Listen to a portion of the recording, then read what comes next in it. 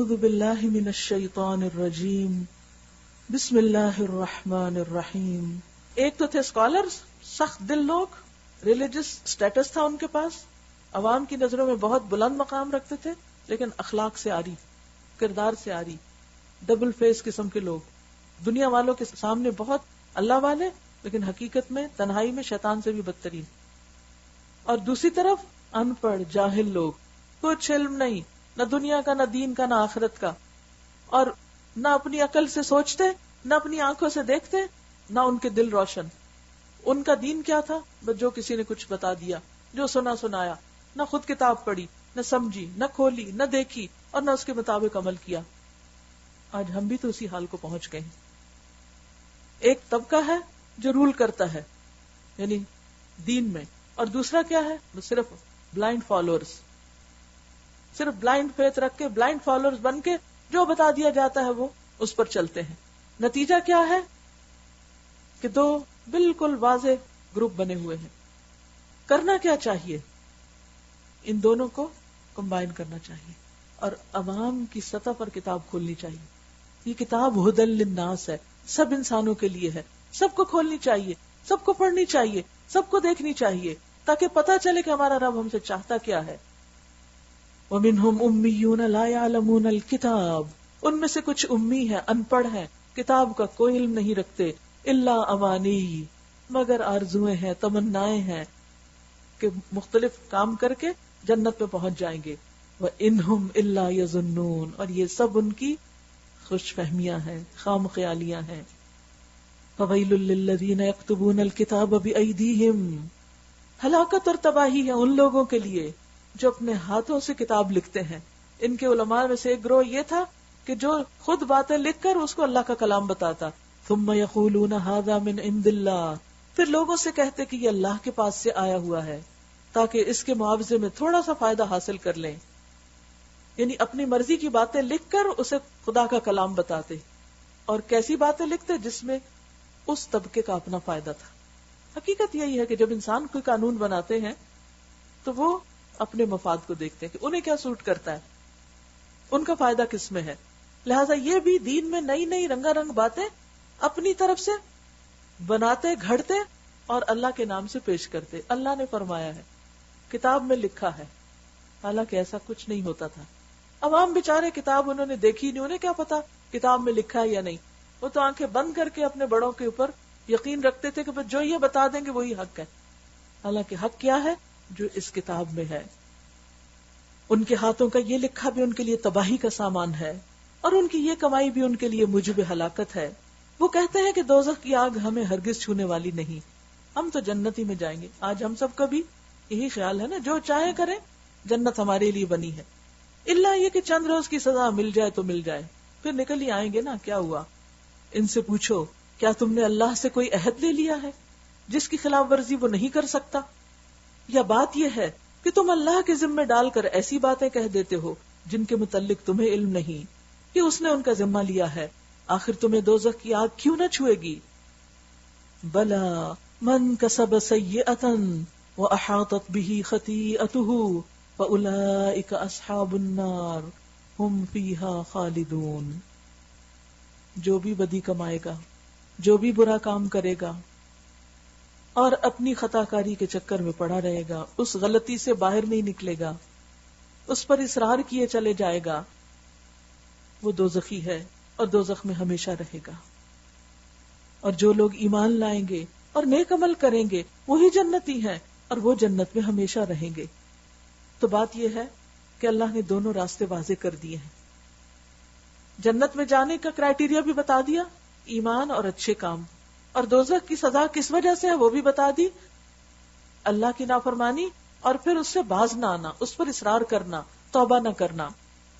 یاد کرو اسرائیل کی اولاد سے ہم نے پختہ عہد لیا تھا کہ اللہ کے سوا کسی کی عبادت نہ کرنا. یعنی بنی اسرائیل کو بھی یہی دین ملا تھا جو ہمیں ملا ہے. کیا تھا؟ اللہ کے سوا کسی کی عبادت نہیں، ماں باپ کے ساتھ، رشتہ داروں کے ساتھ، یتیموں اور مسکینوں کے ساتھ نیک سلوک کرنا.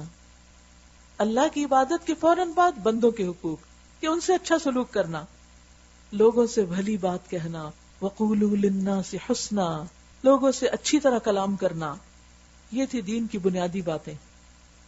اور آج بھی ان باتوں پر عمل کرنے کی ضرورت ہے. یہ صرف بنی اسرائیل کے لیے نہیں تھی، ہمارے لیے بھی ہیں. ایک طرف اللہ کی اطاعت اور دوسری طرف انسانی رشتوں کی قدردانی، جس میں سب سے پہلے ماں باپ، پھر رشتہ دار، یتیم، مسکین، ان سب کے ساتھ اچھا سلوک. کیونکہ بعض اوقات انسان ماں باپ کی عزت کرتا ہے تو رشتہ داروں کو بھول جاتا ہے. بعض لوگ رشتہ داروں میں خوب خوش رہتے ہیں، ان کا تو خیال رکھتے ہیں، لیکن اس سے باہر کوئی بھوکا ہے، پیاسا ہے، مصیبت میں ہے، اس کی ان کو پرواہ نہیں. لیکن دین ایک بڑی پکچر ہمارے سامنے لاتا ہے، ہمارے ذہن میں وسعت ڈالتا ہے کہ ہم صرف اپنے لیے نہیں سوچیں، صرف اپنے گھر والوں کے لیے نہیں، تمام انسانوں کے لیے سوچیں، اور خاص طور پر جو محروم لوگ ہیں، یتیم اور مسکین. اور پھر اگر کسی کو کچھ دے نہیں سکتے تو اچھی بات، لوگوں سے بھلی بات کرنا، کیونکہ جو غلط بات ہوتی ہے وہ فتنہ فساد پیدا کرتی ہے. قرآن مجید میں اللہ تعالیٰ فرماتے وَقُلْ لِعِبَادِي يَقُولُ الَّتِي هِيَ أَحْسَنُ إِنَّ الشَّيْطَانَ يَنزَغُ بَيْنَكُمْ، میرے بندوں سے کہہ دیجئے کہ وہ اچھی بات کیا کریں، یعنی خوبصورتی سے بات کریں، کیونکہ شیطان دلوں میں پھوٹ ڈال دیتا ہے، فساد ڈلوا دیتا ہے. اور آپ دیکھیں گے کہ اکثر دل پھٹتے ہیں سخت کلامی کی وجہ سے، اکثر دلوں میں دوریاں آتی ہیں بد اخلاقی کی وجہ سے، کلام میں شدت اور سختی کی وجہ سے. لہذا آج کے اس پارے میں جہاں اللہ پر ایمان اور نماز اور صدقہ خیرات کی بات ہے، وہاں ہم اپنے لیے خصوصی طور پر اپنی گفتگو اور اپنے کلام پر توجہ دیں، اور کل تک انشاءاللہ مسلسل اس بات کی پریکٹس کریں گے کہ ہم جس سے بھی بات کریں دھیمے لہجے میں کریں، آرام سے کریں، پیار سے کریں، خوبصورتی سے کریں، اچھے الفاظ استعمال کریں. سچ کہنا ہو تب بھی نرمی سے کہیں، اگر کسی کو کوئی ڈسپلن کرنا ہو تب بھی نرمی سے کریں، تاکہ تمام امور درست ہو جائیں اور شیطان کو کہیں اندر آنے کا راستہ نہ ملے. نماز قائم کرنا اور زکوٰۃ دینا، یہاں آپ دیکھیے نماز اور زکوٰۃ بعد میں آئے ہیں، اچھی بات پہلے آئی ہے، والدین اور انسانوں کے حقوق پہلے آئے ہیں. مگر تھوڑے آدمیوں کے سوا تم سب اس عہد سے پھر گئے، تم اس کو بھول گئے اور اب تک پھرے ہوئے ہو. پھر ذرا یاد کرو، ہم نے تم سے مضبوط عہد لیا تھا کہ آپس میں ایک دوسرے کا خون نہ بہانا، ایک دوسرے کو قتل نہیں کرنا، اور نہ ایک دوسرے کو گھر سے بے گھر کرنا. تم نے اس کا اقرار کیا تھا، تم خود اس پر گواہ ہو. مگر آج وہی تم ہو کہ اپنے بھائی بندوں کو قتل کرتے ہو، اپنی برادری کے کچھ لوگوں کو بے خانماں کرتے ہو، ظلم اور زیادتی کے ساتھ ان کے خلاف جتھے بندیاں کرتے ہو، اور جب وہ لڑائی میں پکڑے ہوئے تمہارے پاس آتے ہیں تو ان کی رہائی کے لیے فدیے کا لین دین کرتے ہو. یعنی ایک طرف اللہ کے حکم کی نافرمانی اور دوسری طرف دین کا نام لے کر ریلیجس ایکسپلائٹیشن کے ذریعے اپنے مطلب حاصل کرنا، حالانکہ انہیں ان کے گھروں سے نکالنا ہی سرے سے تم پر حرام تھا. تو کیا تم کتاب کے ایک حصے پر ایمان لاتے ہو اور دوسرے کے ساتھ کفر کرتے ہو؟ افتؤمنون ببعض الكتاب وتکفرون ببعض فما جزاء من يفعل ذلك منكم الا خزي في الحیاة الدنیا. کیا تم کتاب کے ایک حصے پر ایمان لاتے ہو اور دوسرے حصے کے ساتھ کفر کرتے ہو؟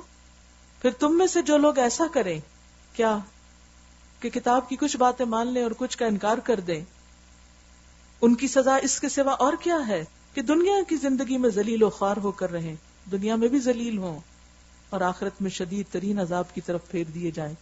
آج دنیا میں مسلمانوں کی ذلت اور رسوائی کا سبب کیا ہے کہ انہوں نے دنیا میں تو کوئی نام پیدا نہیں کیا، لیکن جس دین کا وہ نام لیتے ہیں اس میں بھی اپنی مرضی کرتے ہیں، پک اینڈ چوز.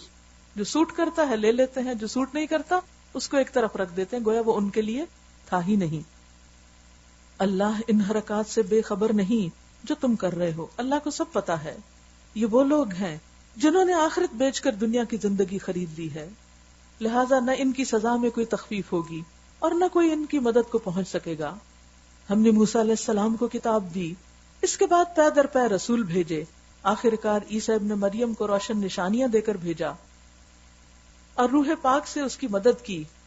پھر تمہارا یہ کیا ڈھنگ ہے کہ جب بھی کوئی رسول تمہارے پاس تمہاری خواہشات نفس کے خلاف کوئی چیز لے کر آیا تو تم نے اس کے مقابلے میں سرکشی ہی کی، کسی کو جھٹلایا اور کسی کو قتل کر دیا.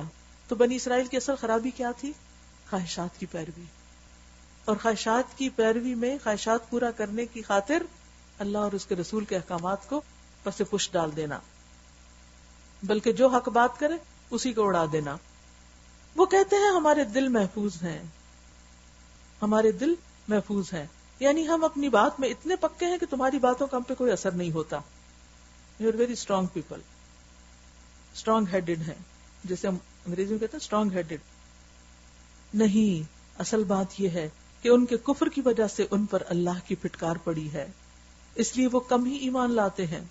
اور اب جو ایک کتاب اللہ کی طرف سے ان کے پاس آئی ہے، اس کے ساتھ ان کا کیا برتاؤ ہے، اس کے ساتھ کیا سلوک کر رہے ہیں، یعنی قرآن کے ساتھ، باوجود اس کے کہ وہ اس کتاب کی تصدیق کرتی ہے جو ان کے پاس پہلے سے موجود تھی، باوجود اس کے کہ اس کی آمد سے پہلے وہ خود کفار کے مقابلے میں فتح اور نصرت کی دعائیں مانگتے تھے، مگر جب وہ چیز آ گئی جسے وہ پہچان بھی گئے تو انہوں نے اسے ماننے سے انکار کر دیا۔ خدا کی لعنت ان منکرین پر، کیسا برا ذریعہ ہے جس سے یہ اپنے نفس کی تسلی حاصل کرتے ہیں کہ جو ہدایت اللہ نے نازل کی ہے اس کو قبول کرنے سے صرف اس ضد کی بنا پر انکار کر رہے ہیں کہ اللہ نے اپنے فضل، وحی اور رسالت سے اپنے جس بندے کو چاہا نواز دیا، یعنی محمد رسول اللہ صلی اللہ علیہ وسلم، ان کی ضد کی وجہ سے وہ حق کو قبول نہیں کر رہے۔ اچھا، بعض اوقات ہمارے یہاں بھی ایسا ہوتا ہے نا کہ کسی خاص شخص سے ضد ہوتی ہے، لہٰذا اس ضد کی وجہ سے ہم ایک اچھا بھلا کام چھوڑ دیتے ہیں، یعنی ہم اپنی زندگی کا ایک مقصد بناتے ہیں، ایک بڑی ڈریم دیکھتے ہیں، اور پھر ہمیں کسی خاص شخص سے چڑ ہو جاتی ہے، وہ آزمائش بن جاتا ہے نا۔ کیونکہ قرآن مجید میں اللہ تعالیٰ فرماتے ہیں وَجَعَلْنَا بَعْضَكُمْ لِبَعْضٍ فِتْنَةً، ہم نے تم میں سے بعض کو بعض کے لیے آزمائش بنا دیا۔ ہر انسان کے لیے کوئی نہ کوئی دوسرا انسان آزمائش ہے۔ نتیجہ کیا ہوتا ہے کہ انسان اس کی وجہ سے ایسا مغلوب ہوتا ہے کہ سب کچھ چھوڑ دیتا ہے، سب کچھ بھول جاتا ہے۔ ایسے مواقع ہوتے ہیں امتحان کے، سے مضبوط رہنا چاہیے کہ کوئی بھی ہمیں ستائے، کوئی پریشان کرے، کچھ کرے، ہمیں جو کرنا ہے وہ تو ہم نے کر کے رہنا ہے، کیونکہ اسی میں کامیابی۔ حق کو کبھی انسانوں کی خاطر قبول نہ کریں اور حق کو کبھی انسانوں کی وجہ سے ریجیکٹ نہ کریں، اس کا انکار نہ کریں، اپنا مقصد سامنے رکھیں، اور جب مقصد سامنے ہوگا نا باقی ساری چیزیں بیک گراؤنڈ میں ہو جائیں گی۔ آپ اس کا تجربہ کر سکتے ہیں، جب آپ کو اپنے مقصد سے پیار ہوتا ہے تو ہر اس چیز کو جو اس میں مددگار ہوتی ہے اس سے آپ پیار کرتے ہیں۔ لیکن اگر کسی وجہ سے کئی اختلاف بھی ہوتا ہے تو اس اختلاف کو بھی آپ برداشت کرتے ہیں، کیونکہ وہ اختلاف بھی آپ کو اصل میں اپنے مقصد کی طرف لے جا رہا ہے۔ تو یہی چیز ہے، کیونکہ جنت کا راستہ آسان نہیں ہے، اس میں طرح طرح کی مشکلات ہیں، اور سب سے بڑی مشکل خود ہمارے آس پاس کے لوگ ہو جاتے ہیں اور چند لوگوں کی ضد۔ تو ہمیں کسی کے ساتھ باعث نہیں ہونا۔ بنی اسرائیل کو یہ ضد ہو گئی تھی کہ محمد صلی اللہ علیہ وسلم عربوں میں سے کیوں، ہم نہیں مان سکتے، اگر یہ ہمارے قبیلے سے ہوتے تو پھر تو ہم ان کی خوب مدد کرتے، اور یہی چیز ان کے لیے آزمائش بن گئی۔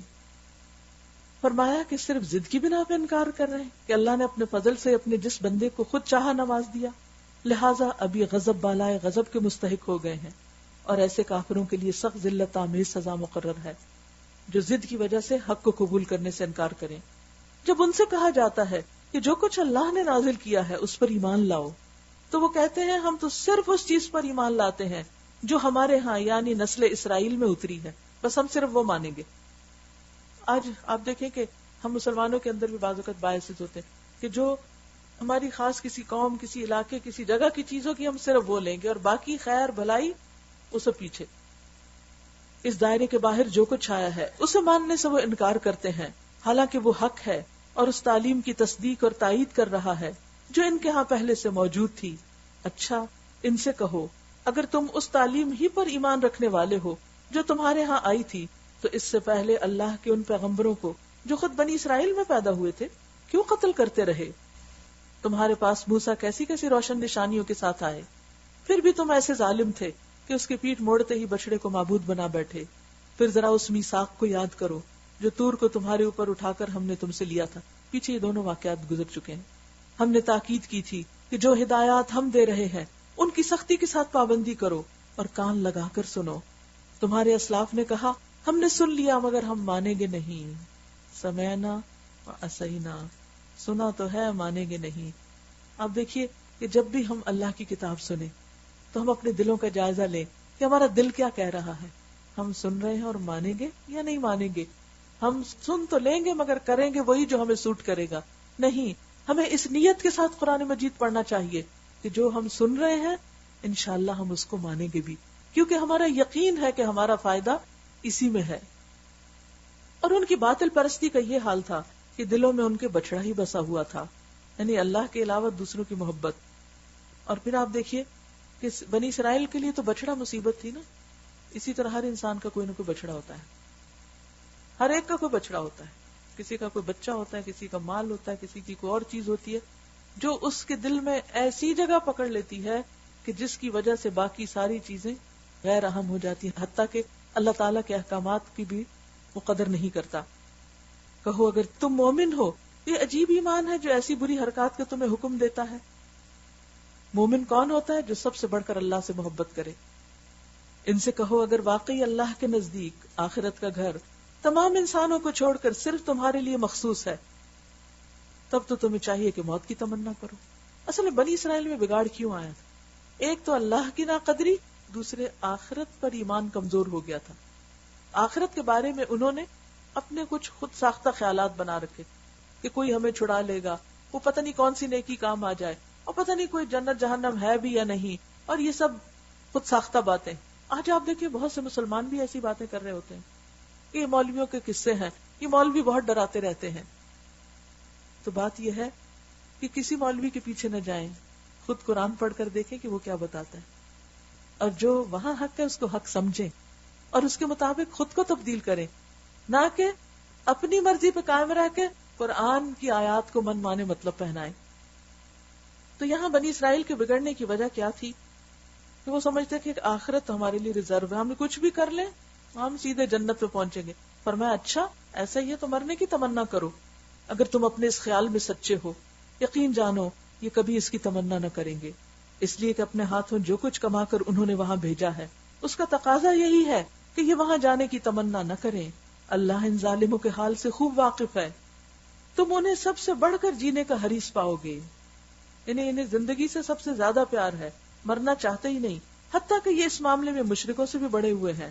ان میں سے تو ایک ایک شخص یہ چاہتا ہے کہ کسی طرح 1000 برس جیے، حالانکہ لمبی عمر بہرحال اسے عذاب سے تو دور نہیں پھینک سکتی. جیسے کچھ یہ اعمال کر رہے ہیں اللہ تو انہیں دیکھ ہی رہا ہے، یعنی کوئی کتنا بھی جیے بالآخر تو اس کو مرنا ہے اور خدا کے سامنے حاضر ہونا ہے. ان سے کہو کہ جو کوئی جبریل سے عداوت رکھتا ہو اسے معلوم ہونا چاہیے کہ جبریل نے اللہ ہی کے اذن سے یہ قرآن تمہارے قلب پہ نازل کیا ہے. اب یہ کہتے تھے کہ محمد صلی اللہ علیہ وسلم سے پوچھتے کہ اچھا یہ قرآن کون لے کر آتا ہے آپ کے پاس؟ جبریل نے تو ہماری فلاں فلاں بستی تباہ کر دی، ہمیں تو جبریل سے عداوت ہے، ہم تو اس کی لائی ہوئی کتاب کو نہیں مانیں گے. بہانے نہ ماننے کے. تو اللہ تعالیٰ فرماتے ہیں کہ جو جبریل سے عداوت رکھتا ہے تو اسے معلوم ہونا چاہیے کہ جبریل یہ خود نہیں لایا، جبریل نے کوئی کام خود نہیں کیا. فرشتے کیا کرتے ہیں؟ یفعلون ما یؤمرون، جو اللہ حکم دیتا ہے وہی کرتے ہیں. اور یہ کتاب پہلے آئی ہوئی کتابوں کی تصدیق اور تائید کرتی ہے اور ایمان لانے والوں کے لیے ہدایت اور کامیابی کی بشارت بن کر آئی ہے. اگر جبریل سے ان کی عداوت کا سبب یہی ہے تو کہہ دو کہ جو اللہ اور اس کے فرشتوں اور اس کے رسولوں اور جبریل اور میکائیل کے دشمن ہیں، اللہ ان سب کافروں کا دشمن ہے. یعنی جو اللہ کے فرشتوں سے دشمنی کرے یا اللہ کا پیغام لانے والوں سے دشمنی رکھے. ہم نے تمہاری طرف ایسی آیات نازل کی ہیں جو صاف صاف حق کا اظہار کرنے والی ہیں، اور ان کی پیروی سے صرف وہی لوگ انکار کرتے ہیں جو فاسق ہیں، نافرمان ہیں. کیا ہمیشہ ایسا ہی نہیں ہوتا رہا ہے کہ جب انہوں نے کوئی عہد کیا تو ان میں سے ایک نہ ایک گروہ نے اسے ضرور بالائے طاق رکھ دیا، یعنی اللہ سے کیے ہوئے وعدے بھلا دیے. بلکہ ان میں سے اکثر ایسے ہی ہیں جو سچے دل سے ایمان نہیں لاتے. دیکھیے بار بار وعدوں کی خلاف ورزی کی بات آ رہی ہے، اور یہ ایک حقیقت ہے، اس میں ہم سب کے لیے بھی ایک سبق ہے کہ ہم جب اللہ کی خاطر کوئی عہد کریں، نظر مانیں، کوئی نیت کریں، ارادہ کریں تو ہر قیمت پر پھر اس کو پورا کرنا چاہیے. پھر یہ نہیں دیکھنا چاہیے کہ کیا ہمارے لیے آسان ہے اور کیا مشکل ہے. اور جب ان کے پاس اللہ کی طرف سے کوئی رسول اس کتاب کی تصدیق اور تائید کرتا ہوا آیا جو ان کے ہاں پہلے سے موجود تھی، تو ان اہل کتاب میں سے ایک گروہ نے اللہ کی کتاب کو اس طرح پسے پش ڈالا گویا کہ وہ کچھ جانتے ہی نہیں، اور لگے ان چیزوں کی پیروی کرنے جو شیاطین سلیمان علیہ السلام کی سلطنت کا نام لے کر پیش کرتے تھے. حالانکہ سلیمان علیہ السلام نے کبھی کفر نہیں کیا، لیکن شیاطین وہ کفر کے مرتکب تھے جو لوگوں کو جادوگری کی تعلیم دیتے تھے. ہوتا یہ کہ جب کسی قوم کے اوپر دینی اور اخلاقی زوال آتا ہے تو پھر وہ قوم کیا کرتی ہے؟ اللہ کی کتاب کو بھول کر خرافات کے پیچھے لگ جاتی. پھر وہ اللہ کی طرف رجوع نہیں کرتے، اللہ سے دعا نہیں مانگتے، اپنی مشکلات کے حل کے لیے جادو، ٹونے، ٹوٹکے اور اس طرح کی چیزوں کے پیچھے پڑ جاتے. تو بنی اسرائیل کا بھی یہی حال ہوا کہ انہوں نے اللہ کی کتاب کو تو پشت پیچھے ڈالا اور ساری دلچسپیاں کس میں ہو گئی؟ جادو منتر میں. وہ پیچھے پڑے اس چیز کے جو بابل میں 2 فرشتوں ہاروت اور ماروت پر نازل کی گئی تھی. حالانکہ وہ فرشتے جب بھی کسی کو اس کی تعلیم دیتے تھے تو پہلے صاف طور پر متنبہ کرتے، آگاہ کرتے کہ دیکھو ہم محض آزمائش ہیں، تم کفر میں مبتلا نہ ہو. اس سے پتہ چلتا ہے کہ جادو کیا ہے؟ کفر ہے. پھر بھی یہ لوگ ان سے وہ چیز سیکھتے، یعنی فرشتے کہتے ہیں ہم نہیں سکھائیں گے، یہ کفر ہے، لیکن پھر بھی وہ اس چیز کو سیکھتے جس سے شوہر اور بیوی میں جدائی ڈال دے. یہ ہے شیطانی کام. ابلیس کا بھی یہی کام ہے. اور جادو سیکھنے کے پیچھے بھی سب سے بڑا مقصد عام طور پر یہی ہوتا ہے کہ گھر کی بنیادیں ہل جائیں. شوہر اور بیوی کا رفق اور ان کے اختلافات اور ان کے درمیان جدائی یہ گھر کی بنیادوں کو کمزور کر دیتا ہے. اور جب کوئی ایک یونٹ ٹوٹتا ہے تو اس کا ریپل ایفیکٹ ہوتا ہے. اس سے صرف وہ گھر نہیں ٹوٹتا بلکہ اس کے بعد بچے متاثر ہوتے ہیں، پھر ان بچوں کی آگے زندگیاں متاثر ہوتی، پھر ان کے بچے متاثر ہوتے، وہ اثر نسلوں تک جاتا ہے.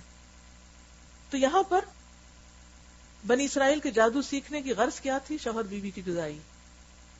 اور بعض روایات میں یہ آتا ہے کہ وہ اس لیے آپس میں ایک دوسرے کو الگ کرتے تھے تاکہ مثلا اگر کسی کی بیوی پر نظر ہے تو اس کو اس کے میاں سے کاٹ کر اس سے نکاح کر سکے. تو اس قسم کا فتنہ فساد ان کی سوسائٹی میں عام تھا، جس کی وجہ سے وہ بگاڑ ہی بگاڑ ان کے اندر آ گیا. اب دیکھیں کہ گھر ہی وہ جگہ ہے نا جہاں بچوں کی تربیت ہوتی، ان کو اخلاق، ادب اور تمیز سکھائی جاتی. لیکن جہاں ماں باپ آپس میں لڑتے رہیں، جھگڑتے رہیں، وہ کیسے رول ماڈل ہوتے ہیں بچوں کے لیے.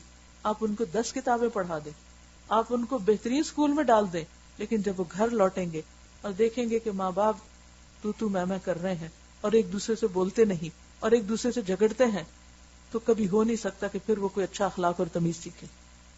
کیونکہ بچے جو کچھ دیکھ کر سیکھتے ہیں وہ کتابوں سے پڑھ کے نہیں سیکھتے. اس لیے بے حد ضروری ہے کہ یہ قرآن کا اخلاق ہمارے عمل میں نظر آئے.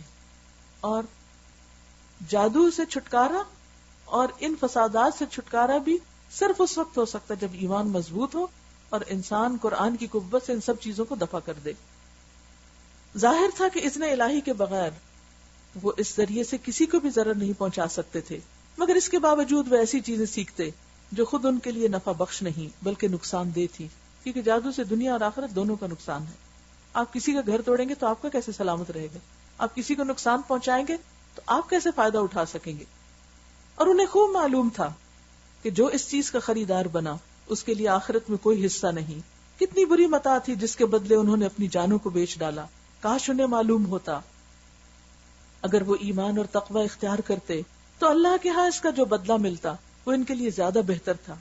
پھر تقوی کی بات ہے، وَلَوْ أَنَّهُمْ آمَنُوا وَاتَّقَوْا لَمَثُوبَةٌ مِّنْ عِندِ اللَّهِ خَيْرٌ لَوْ كَانُوا يَعْلَمُونَ. کہ اگر ان کو ایمان اور تقوی نصیب ہوتا، اگر انہیں پتا ہو کہ یہ کتنی بہترین چیزیں ہیں، تو وہ باقی چیزوں کو چھوڑ کر اس کے پیچھے لگتے.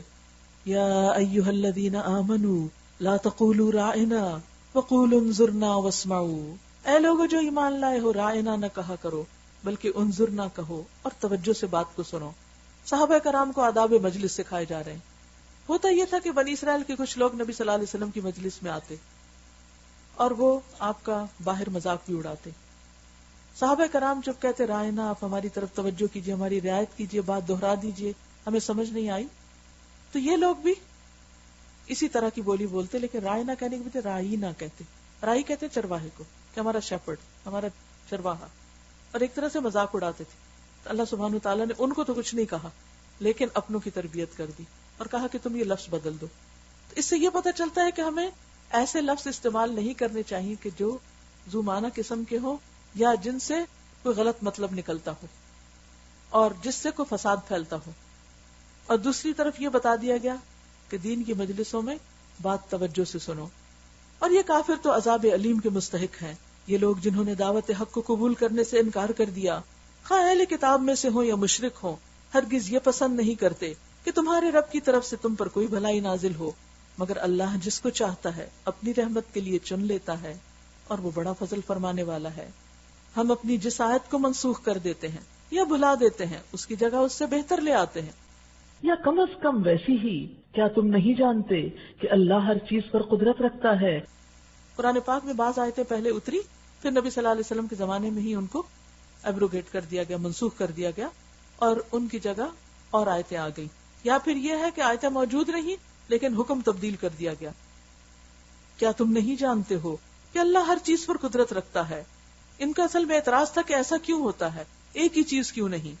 تو بات یہ کہ قرآن انسان کی نفسیات اور انسان کی ضروریات کے ساتھ ڈیل کرتا ہے، اور حسب ضرورت احکامات میں تبدیلی ضروری تھی، ناگزیر تھی.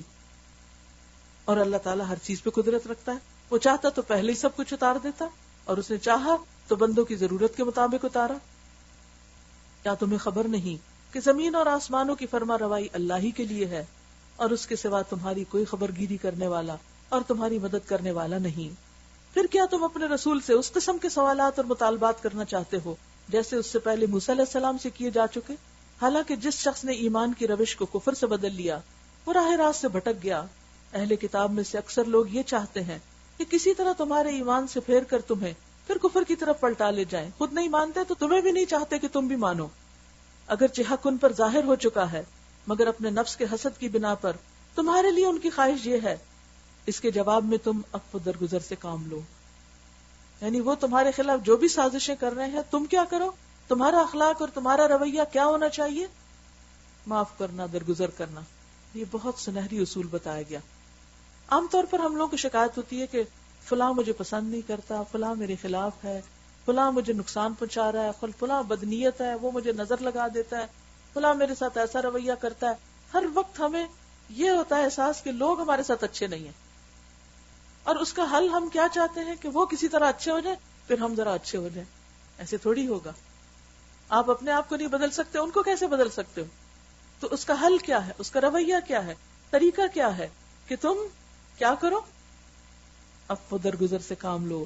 فاعفو واصفحو، اگنور کرو، اعراض برتو، درگزر کرو، معاف کرو، اور کام چلاتے رہو، چلتے رہو، کیونکہ اس کے بغیر دنیا میں کوئی کام ہو نہیں سکتا. کوئی ایسا شخص بڑا کام کر نہیں سکتا جو معاف کرنا نہ جانتا ہو. اگر آپ واقعی کچھ کرنا چاہتے ہیں دنیا اور آخرت کی بھلائی کے لیے، کامیابی کے لیے، تو ہر ایک کو معاف کرنا ہوگا. خود نبی صلی اللہ علیہ وسلم کی مثال دیکھیں کہ جب مکہ میں داخل ہوئے تھے کامیابی اور فتح کے ساتھ، کیا کیا تھا انہوں نے؟ ان لوگوں کو معاف کر دیا تھا، ان کا خون نہیں بہایا تھا، درگزر سے کام لیا تھا. آج مسلمانوں کی نفسیات کیا ہے کہ وہ اپنی ناکامی کو کیا بتاتے ہیں کہ سب ہمارے خلاف سازش کر رہے ہیں، اور خود کچھ نہیں کرتے. بھلے کرنے دو جو کچھ کرتا، اللہ نے تمہیں بھی تو ہاتھ پاؤں دیے ہیں، تم خود بھی کچھ کر لو. اور خود کرنے کے لیے ضروری ہے کہ اپنے بوجھ اتار ڈالو. کسی کے خلاف دل میں کچھ رکھنا کیا ہے؟ بہت بڑا بوجھ، اور اس بوجھ کے ساتھ آپ کوئی بڑا کام نہیں کر سکتے. لہٰذا اگر آپ اپنی بھلائی چاہتے ہیں تو لوگوں کی باتوں کو ایک طرف کرتے جائیں اور خود اپنا سفر جاری رکھیں یہاں تک کہ اب اللہ اپنا فیصلہ نافذ کر دے. مطمئن رہو کہ اللہ ہر چیز پر قدرت رکھتا ہے. نماز قائم کرو اور زکوٰۃ دو. تم اپنی عاقبت کے لیے جو بھلائی کما کر آگے بھیجو گے اللہ کے ہاں اسے موجود پاؤ گے. جو کچھ تم کرتے ہو وہ سب اللہ کی نظر میں ہے، وہ سب دیکھ رہا ہے. ان کا کہنا ہے کہ کوئی شخص جنت میں نہ جائے گا جب تک کہ وہ یہودی نہ ہو یا عیسائیوں کے خیال کے مطابق عیسائی نہ ہو. یہ ان کی تمنائیں ہیں، یہ ان کے خیالات ہیں، یہ ان کی فرقہ واریت ہے. ان سے کہو اپنی دلیل پیش کرو. قل ہاتوا برہانکم، اگر تم اپنے دعوے میں سچے ہو. جب بھی کوئی آ کے آپ کو کوئی دین کی، ایمان کی، آخرت کی بات بتائے تو اس سے کیا کہا کرے؟ اپنی دلیل لاؤ. ایویڈنس چاہیے، ریفرنس چاہیے. دراصل نہ تمہاری کچھ خصوصیت ہے اور نہ کسی اور کی. حق یہ ہے کہ جو بھی اپنی ہستی کو اللہ کی اطاعت میں سونپ دے اور عملاً نیک روش پر چلے اس کے لیے اس کے رب کے پاس اس کا اجر ہے، اور ایسے لوگوں کے لیے کسی خوف اور رنج کا کوئی موقع نہیں۔ وقالت اليهود ليست النصارى على شيء وقالت النصارى ليست اليهود على شيء وهم يتلون الكتاب۔ یہودی کہتے ہیں عیسائیوں کے پاس کچھ نہیں، عیسائی کہتے ہیں یہودیوں کے پاس کچھ نہیں، ایک دوسرے کو بلیم کرتے رہتے ہیں اور ایک دوسرے کو ڈیگریڈ کرتے رہتے ہیں، حالانکہ دونوں ہی کتاب پڑھتے ہیں۔ آج مسلمانوں کے اندر ایسے فرقے بن گئے اور وہ ایک دوسرے کی تحقیر کرتے ہیں، وہ کہتے ہیں حق تو ہے بس صرف ہمارے پاس۔ فرمایا اسی قسم کے دعوے ان لوگوں کے بھی ہیں جن کے پاس کتاب کا علم نہیں، وہ بھی اپنے آپ کو سب سے اچھا سمجھتے ہیں۔ یہ اختلافات جن میں یہ لوگ مبتلا ہیں، ان کا فیصلہ اللہ قیامت کے دن کرے گا، لہٰذا تم ان جھگڑوں میں نہ پڑو، تم یہ دیکھو اللہ نے کیا اتارا ہے اور مجھے کیا کرنا ہے، لوگوں کو ان کے حال پہ چھوڑ دو۔ اور اس شخص سے بڑھ کر ظالم کون ہوگا جو اللہ کی عبادت گاہوں میں اس کے نام کی یاد سے روکے، جو لوگوں کو اللہ کی یاد سے روکے، کہاں؟ اللہ ہی کی مسجدوں میں، اور ان کی ویرانی کے درپے ہو۔ ایسے لوگ اس قابل ہیں کہ ان عبادت گاہوں میں قدم نہ رکھیں، اور اگر وہاں جائیں بھی تو ڈرتے ہوئے جائیں، ان کے لیے تو دنیا میں رسوائی ہے اور آخرت میں عذاب عظیم۔ وَلِلَّهِ الْمَشْرِقُ وَالْمَغْرِبُ، مشرق اور مغرب سب اللہ کے ہیں، جس طرف بھی تم رخ کرو گے اسی طرف اللہ کا رخ ہے۔ اللہ کو کسی ایک کارنر میں کارنر مت کرو کہ بس یہ اللہ کا کارنر ہے اور باقی دنیا ہماری ہے۔ اللہ ہر جگہ ہے، اللہ بڑی وسعت والا اور سب کچھ جاننے والا ہے۔ ان کا قول ہے کہ اللہ نے کسی کو بیٹا بنایا، اللہ پاک ہے ان باتوں سے جو یہ بنا رہے ہیں۔ اصل حقیقت یہ ہے کہ زمین اور آسمان اور اس کی ساری موجودات اس کی ملک ہیں، اس کے قبضے میں ہیں، سب کے سب اس کے مطیع فرما ہیں۔ وہ آسمان و زمین کا موجد ہے، اور جس بات کا وہ فیصلہ کرتا ہے اس کے لیے بس یہ حکم دیتا ہے کہ ہو جاؤ، اور وہ ہو جاتی ہے۔ لا علم لوگ کہتے ہیں اللہ خود ہم سے کیوں نہیں بات کرتا، یا کوئی نشانی ہمارے پاس کیوں نہیں آتی؟ ایسی ہی باتیں ان سے پہلے لوگ بھی کیا کرتے تھے۔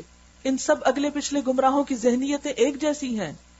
یقین لانے والوں کے لیے تو ہم نشانیاں صاف صاف نمایاں کر چکے، اس سے بڑھ کر کیا نشانی ہوگی کہ ہم نے تم کو علم حق کے ساتھ خوشخبری دینے والا اور ڈرانے والا بنا کر بھیجا۔ اب جو لوگ جہنم سے رشتہ جوڑ چکے ان کی طرف سے تم ذمہ دار اور جواب دہ نہیں ہو۔ یہودی اور عیسائی تم سے ہرگز راضی نہ ہوں گے۔ وَلَن تَرْضَىٰ عَنْكَ الْيَهُودُ وَلَا النَّصَارَىٰ حَتَّىٰ تَتَّبِعَ مِلَّتَهُمْ، جب تک کہ تم ان کے طریقے پر نہ چلو۔ صاف کہہ دو کہ راستہ بس وہی ہے جو اللہ نے بتایا ہے، کوئی فرقہ واریت نہیں، کوئی نام نہیں۔ ورنہ اگر اس علم کے بعد جو تمہارے پاس آ چکا تم نے ان کی خواہشات کی پیروی کی تو اللہ کی پکڑ سے بچانے والا کوئی دوست اور مددگار تمہارے لیے نہیں۔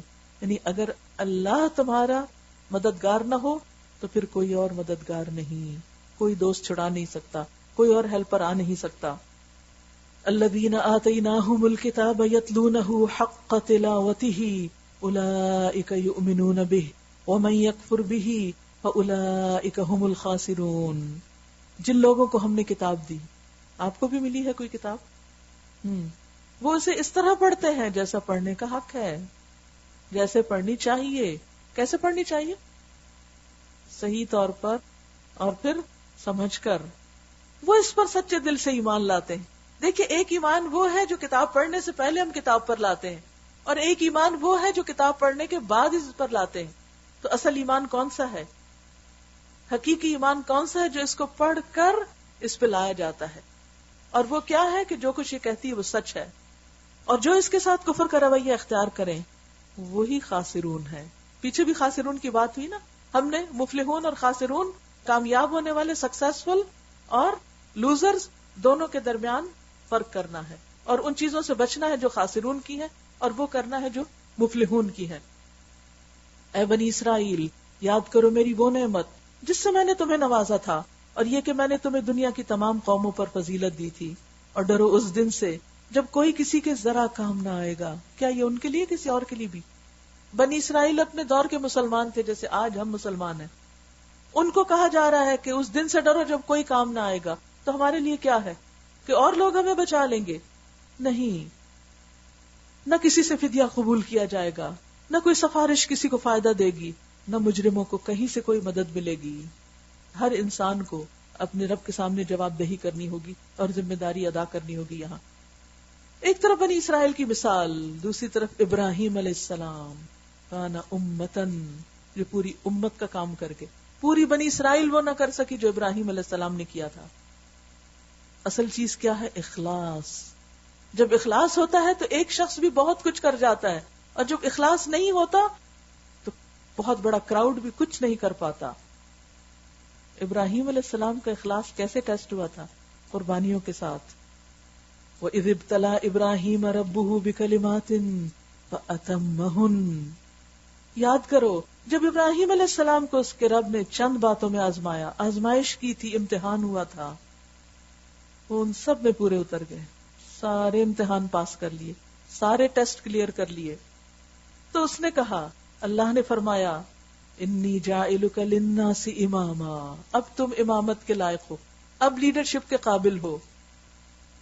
جو ٹیسٹ پاس نہ کر سکے وہ امام نہیں بن سکتا، وہ چنا نہیں جاتا.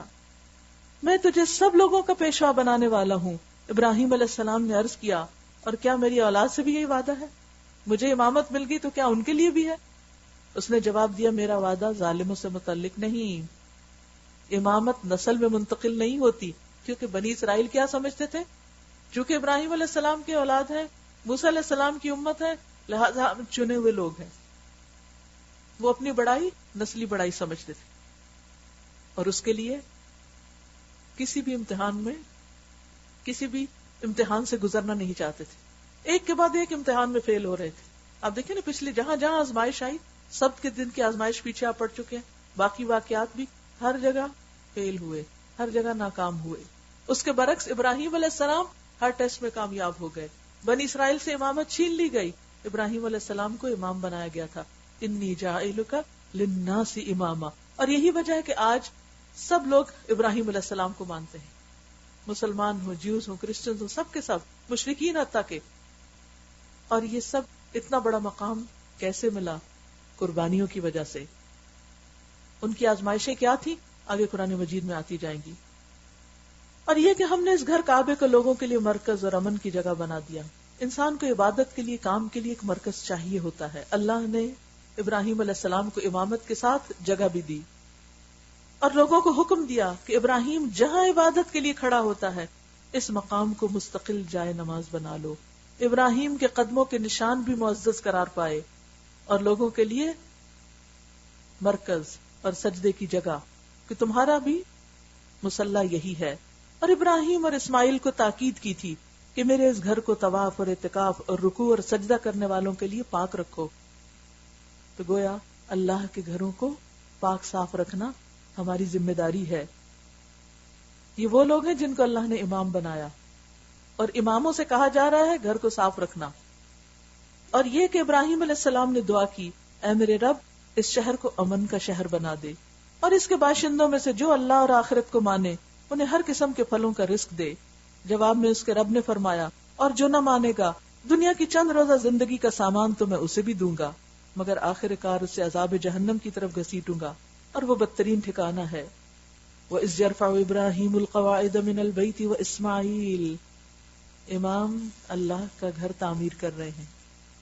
یاد کرو ابراہیم اور اسماعیل جب اس گھر کی دیواریں اٹھا رہے تھے، خود کام کر رہے تھے، خود بنا رہے تھے، تو دعا کرتے جاتے تھے، اے ہمارے رب ہم سے یہ خدمت قبول فرما لے، تو سب کی سننے اور سب کچھ جاننے والا ہے.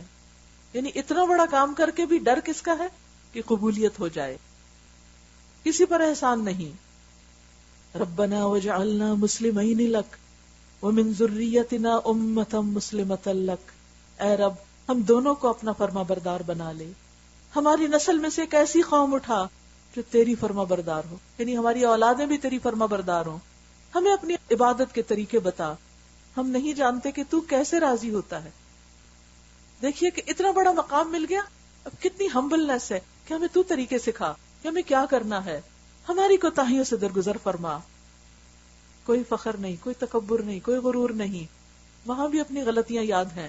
تو بڑا معاف کرنے والا اور رحم فرمانے والا ہے. اور اے رب ان لوگوں میں خود انہی کی قوم سے ایک ایسا رسول اٹھا جو انہیں تیری آیات سنائے، ان کو کتاب اور حکمت کی تعلیم دے اور ان کی زندگیاں سنوارے. تو بڑا مقتدر اور حکیم ہے.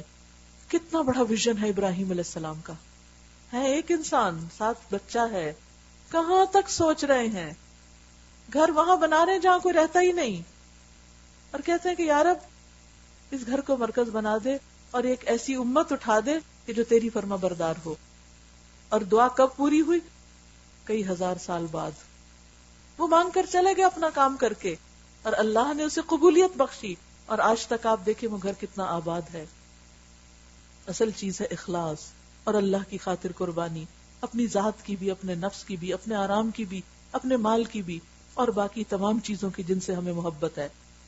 اب کون ہے جو ابراہیم کے طریقے سے نفرت کرے سوائے اس کے جس نے خود اپنے آپ کو حماقت اور جہالت میں مبتلا کر لیا. اس کے سوا کون یہ حرکت کر سکتا ہے؟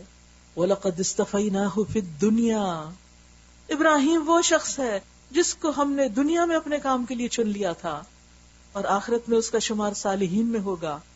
اس کا حال یہ تھا، اذ قال له ربه اسلم قال اسلمت لرب العالمین، جب اس کے رب نے کہا اپنا آپ میرے حوالے کر دے، مسلم ہو جا، اس نے کہا میں کائنات کے مالک کا فرما بردار بن گیا. جو حکم ملا سر تسلیم خم، اطاعت گزار، فرما بردار. اسی طریقے پر چلنے کی ہدایت اس نے اپنی اولاد کو کی تھی. انسان اپنی اولاد کو وہی دیتا ہے جس سے اسے خود محبت ہوتی. بعض لوگ خود تو دین کی طرف آ جاتے ہیں، بچوں کو دین نہیں سکھاتے، کیونکہ دین ان کی پرائرٹی نہیں ہوتا، دین سے ان کو محبت نہیں ہوتی، وہ صرف ایک ظاہری رسم ہوتی ہے. اگر واقعی دین سے محبت ہوتی تو اپنی اولاد کے لیے بھی سب سے زیادہ ہوتی، کیونکہ انسان اپنی اولاد کو اپنی سب سے پیاری اور قیمتی چیز دیتا ہے. تو اگر کسی بھی شخص کا ایمان اور دین سے محبت کو ٹیسٹ کرنا ہو تو دیکھا یہ جائے گا کہ وہ بچوں کے لیے کیا پسند کر رہا ہے، کیا وہ اپنی اس محبت کو بچوں کے اندر بھی ٹرانسفر کر رہا ہے یا نہیں، اور اس کے لیے کوشش کر رہا ہے یا نہیں. یہ آگے بات ہے، دل اللہ کے ہاتھ میں ہے، کامیابی وہ دیتا ہے، لیکن ہماری کوششیں کتنی ہیں. ہم میں سے ہر ایک کو یہاں سوچنا ہے کہ ہم ان کی صرف دنیا کی فکر کر رہے ہیں یا آخرت کی بھی. اسی طریقے پہ چلنے کی ہدایت اس نے اپنی اولاد کو کی تھی، اور اسی کی وصیت یعقوب اپنی اولاد کو کر گیا. اس نے کہا تھا کہ میرے بچوں، اللہ نے تمہارے لیے یہی دین پسند کیا ہے، لہذا مرتے دم تک مسلم ہی رہنا. آپ سب بھی ول لکھیں گے نا اپنے بچوں کے لیے، اس کی نمبر 1 کلاز یہی ہونی چاہیے جو ابراہیم اور یعقوب علیہ السلام کی تھی کہ بچوں مرتے دم تک مسلمان ہی رہنا. پھر کیا تم اس وقت موجود تھے جب یعقوب اس دنیا سے رخصت ہو رہے تھے؟ اس نے مرتے وقت اپنے بیٹوں سے پوچھا، بچوں میرے بعد کس کی بندگی کرو گے؟ ان سب نے جواب دیا، ہم اسی ایک خدا کی بندگی کریں گے جسے آپ نے اور آپ کے بزرگوں ابراہیم، اسماعیل اور اسحاق نے خدا مانا ہے، اور ہم اسی کے مسلم ہیں. وَنَحْنُ لَهُ مُسْلِمُونَ تِلْكَ أُمَّةٌ قَدْ خَلَتْ، وہ کچھ لوگ تھے جو گزر گئے، جو کچھ انہوں نے کمایا وہ ان کے لیے، اور جو کچھ تم کماؤ گے وہ تمہارے لیے. تم سے یہ نہ پوچھا جائے گا کہ وہ کیا کرتے تھے، تم سے کیا پوچھا جائے گا، تم کیا کرتے رہے. یہودی کہتے ہیں یہودی ہو جاؤ تو ہدایت پر آ جاؤ گے، عیسائی کہتے ہیں عیسائی ہو جاؤ تو ہدایت ملے گی. ہر کوئی اپنے فرقے کی طرف بلا رہا ہے. قل بل ملت ابراہیم حنیفا، نہیں، سب کو چھوڑ کے ابراہیم کا طریقہ. اور ابراہیم مشرکوں میں سے نہ تھا، یعنی مخلص مسلم تھا. قولو، تم سب بھی کہو. کس سے کہا جا رہا ہے؟ کہیے پر. آمنا باللہ وما انزل الینا وما انزل الی ابراہیم واسماعیل واسحاق ویعقوب والاسباط وما اوتی موسیٰ وعیسیٰ وما اوتی النبیون من ربهم لا نفرق بین احد منہم ونحن له مسلمون. مسلمانوں کہو، ہم اللہ پر ایمان لائے اور اس ہدایت پر جو ہماری طرف نازل ہوئی اور جو ابراہیم، اسماعیل، اسحاق، یعقوب اور اولاد یعقوب کی طرف نازل ہوئی، اور جو موسیٰ اور عیسیٰ علیہ السلام اور دوسرے تمام پیغمبروں کو ان کے رب کی طرف سے دی گئی. ہم ان کے درمیان کوئی تفریق نہیں کرتے، اور ہم اللہ کے مسلم ہیں، ہم مسلمان ہیں، ہم مسلمون ہیں، کوئی فرقہ وارانہ نام نہیں. پھر اگر وہ اسی طرح ایمان لائے جس طرح تم ایمان لائے ہونی صحابہ، تو ہدایت پر ہیں، اور ہدایت ہوگی تو کامیابی. اور اگر اس سے منہ پھیرے، کس سے؟ صحابہ کے طریقے سے، تو کھلی بات ہے کہ وہ ہٹ درمی میں پڑ گئے ہیں. لہذا اطمینان رکھو کہ ان کے مقابلے میں اللہ تمہاری حمایت کے لیے کافی ہے. وہ سب کچھ سنتا اور جانتا ہے. کہو اللہ کا رنگ اختیار کرو. صبغت اللہ. ہر جگہ تمہارے اندر تمہاری پہچان کیا ہو؟ تم اللہ کے ماننے والے ہو. اس کے رنگ سے اچھا اور کس کا رنگ ہوگا؟ اور ہم اسی کی بندگی کرنے والے لوگ ہیں.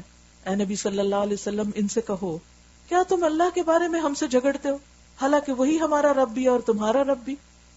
ہمارے اعمال ہمارے لیے، تمہارے اعمال تمہارے لیے، اور ہم اللہ ہی کے لیے اپنی بندگی کو خالص کر چکے. یا پھر کیا تمہارا کہنا یہ ہے کہ ابراہیم، اسماعیل، اسحاق، یعقوب اور اولاد یعقوب سب کے سب یہودی تھے یا نصرانی تھے؟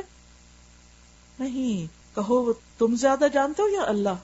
اس شخص سے بڑا ظالم اور کون ہوگا جس کے ذمے اللہ کی طرف سے ایک گواہی ہو اور وہ اسے چھپائے. کس گواہی کو چھپاتے تھے وہ؟ محمد صلی اللہ علیہ وسلم کی نبوت کو.